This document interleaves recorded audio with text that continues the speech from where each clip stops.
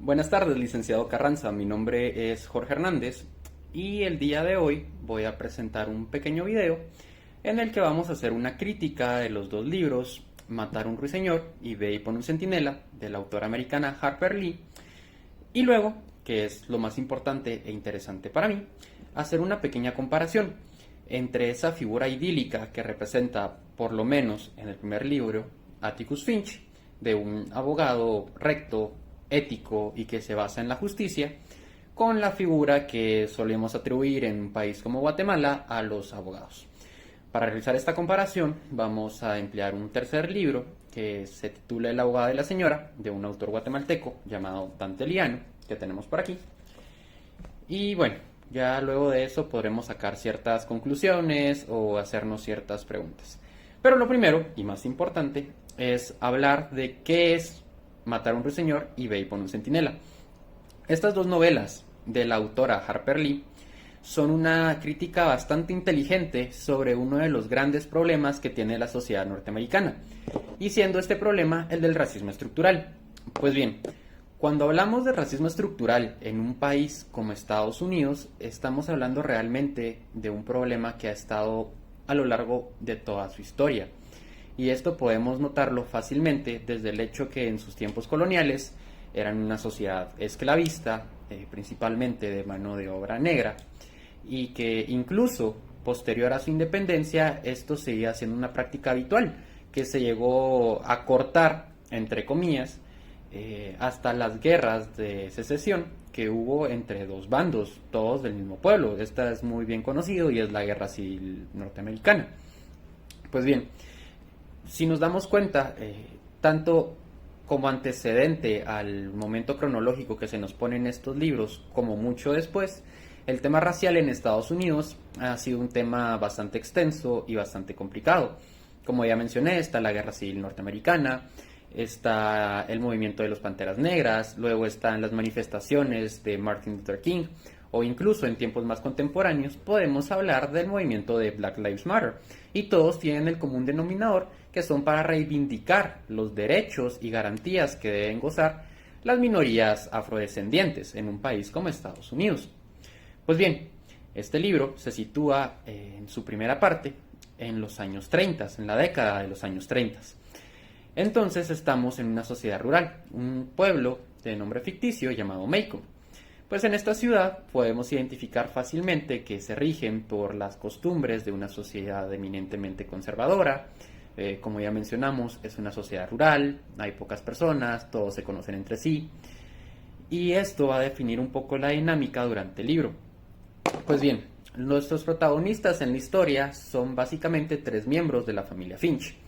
En primer lugar, tenemos a Atticus Finch. Atticus Finch es un abogado con cierta rectitud moral, que se desempeña de forma eficiente en sus labores y que busca dar una imagen de rectitud dentro de su círculo social, y no solo dentro de su círculo social, sino que también en su hogar procura ser lo más recto posible para poder ser idóneo y poder corregir y orientar a sus hijos. Que por cierto, aquí entramos en los otros dos protagonistas de esta historia, siendo Jem Finch, el hijo mayor de Atticus, y Jean-Louis Finch, o también llamada Scout Finch durante todo el libro. Pues bien, estos dos niños tienen el sello distintivo de su papá, puesto que son niños bastante críticos y niños que sí, juegan, se divierten y hacen todo lo que un niño haría, pero también se cuestionan por qué su pueblo y por qué la sociedad en la que viven funciona como lo hace. Y esto es un elemento muy importante durante toda la historia.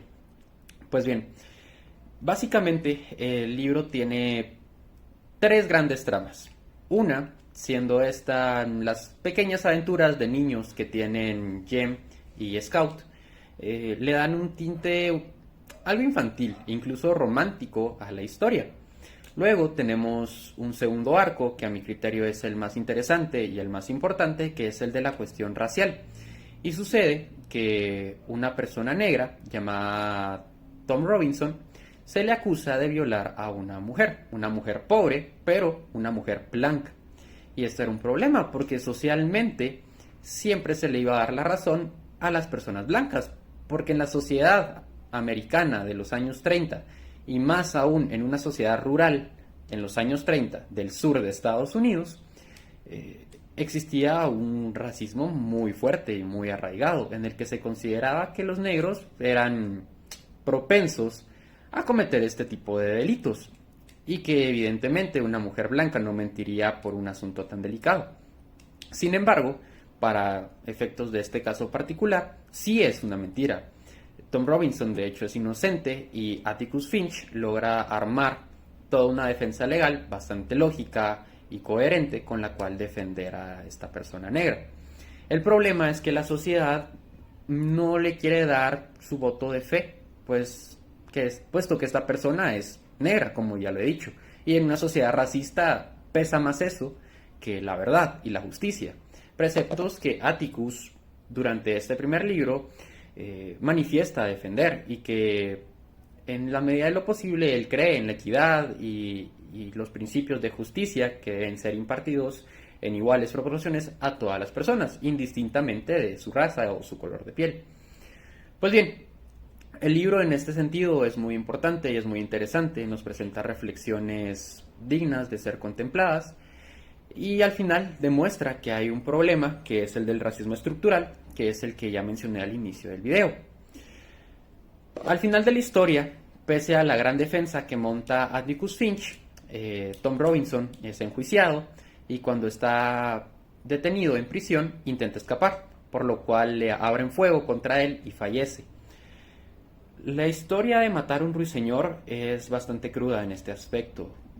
Nos hace cuestionarnos, como ya lo dije, no sobre el tema racial, sino el tema de qué es justo, de qué es la justicia, o quién decide si se está impartiendo o no justicia. Porque a lo largo de la historia podemos ver de que la gente es consciente de que la familia Ewell, familia de la que viene la mujer que señala a Tom Robinson como violador, realmente son personas conocidas por ser tramposas, por ser deshonestas y por ser muy aprovechados.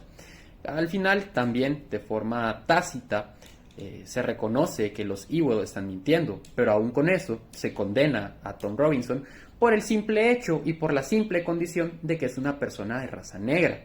Y eso no perjudica solo a Tom Robinson, perjudica a toda la comunidad afroamericana del pueblo de Macomb, que evidentemente se resiente por este caso, y a quien más afecta es a su esposa e hijos, quienes llevaron una vida bastante humilde aun cuando Tom estaba vivo, y luego de su enjuiciamiento, prisión y eventual muerte, la pasan aún peor.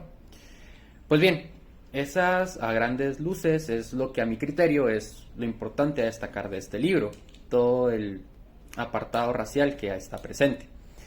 Ahora bien, en la segunda parte, que es Ve y pon un centinela, se nos da todo un revés a la historia, porque podemos ver que finalmente Atticus Finch, pese a toda su rectitud moral, a todos sus principios éticos, o toda esta imagen que se nos estructura en el primer libro, en el segundo nos damos cuenta que finalmente también es humano, y que también es una mezcla de claroscuros, puesto que Atticus es una persona que adhiere al Ku Klux Klan, y en sus palabras dice que lo hace para moderar el discurso y las acciones de este grupo basado en el odio, pero de que eventualmente también lo cambian a él y él emite ciertos criterios y opiniones de carácter bastante racista, más si lo contrastamos con nuestra sociedad actual.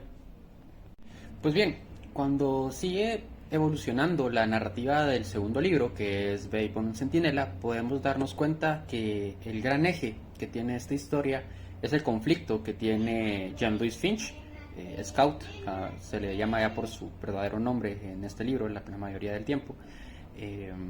Tiene el conflicto de darse cuenta que la sociedad en la que ella creció de niña, como el papá que ella tanto idealizó, no eran tan buenos como creía.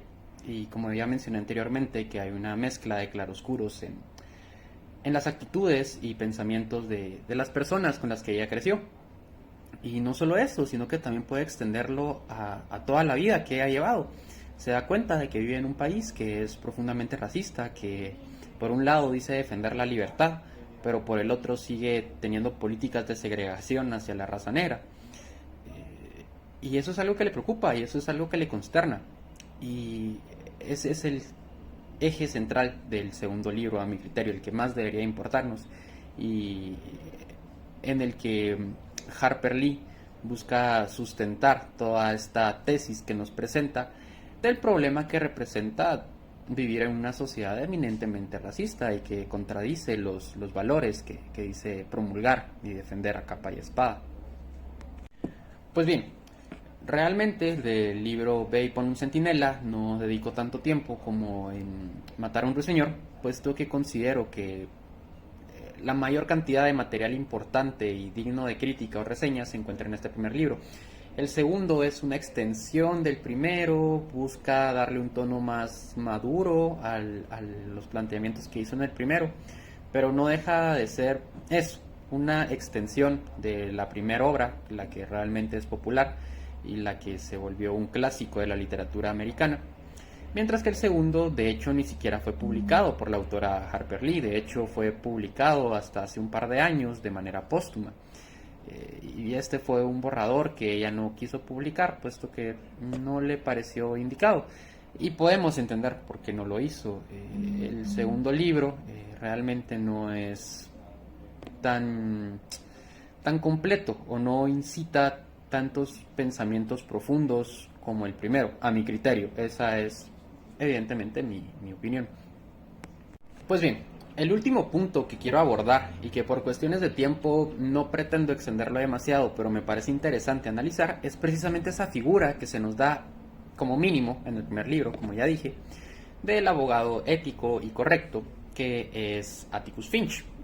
Entonces, quisiera recordarles que en el libro de Matar a un ruiseñor se nos habla de cómo toda la sociedad de Maycomb respeta y admira a Atticus, incluso pese a haber perdido el caso de Tom Robinson, recibe muchos regalos, muchas palabras positivas, muchos agradecimientos de distintas personas de la sociedad de Maycomb. Por el contrario, quisiera leer un pequeño párrafo de este libro que es El abogado y la señora, que representa cómo se puede deformar esa figura y esos ideales de un abogado.